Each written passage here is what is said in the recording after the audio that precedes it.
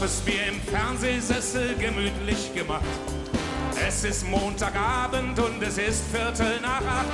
Meine Frau ist unterwegs, ich sitz vorm Fernseher und schaue. Der FC spielt heute das Topspiel gegen Erzgebirge Aue. Ich schütt mir grad mein Glas ein, plötzlich klingelt's an der Tür. 34 trinkbereite Jungs stehen da vor mir. Ich lächel alle an. Tut mir leid, Kollegen, und Türe wieder zu. Tut mir leid, Kollegen, vergebene Liebesmüh. Doch ihr kommt heute mindestens einen Tag zu früh. Ich feier nie mehr Geburtstag, ist nicht schade um das Fest. Nie mehr Geburtstag, ich feier den Rest. Am Geburtstag wirst du doch nur älter, traurig, aber wahr. Also feiern wir die anderen 364 Tage im Jahr.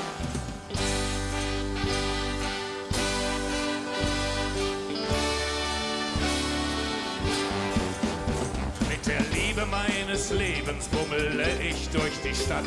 Denn da gibt es so ein Fenster, an dem zieht sie sich nicht satt. Darin liegt auf einem Kissen aus tiefblauer Seide ihr Lieblingsanblick, ein besonders schönes Stück Geschmeide. Sie sagt langsam, finde ich, Gefallen an deiner Sicht. Heute kannst du mir das kaufen, denn Geburtstag hab ich nicht. Ich feier nie mehr Geburtstag, ist nicht schade um das Fest.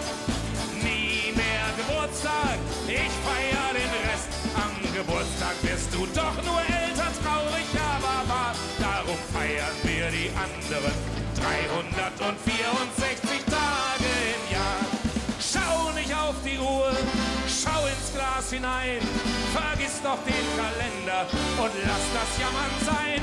Und sollen wir uns noch Jahre bis zur Rente quälen, dann wollen wir doch die Jahre genießen und nicht zählen. Ich feier nie mehr Geburtstag, ist nicht schade um das Fest. Nie mehr Geburtstag, ich feier den Rest. Am Geburtstag wirst du doch nur älter, traurig, aber wahr. Also feiern wir die anderen 364 Tage im Jahr. Ich feier nie mehr Geburtstag, nicht schade um das Fest.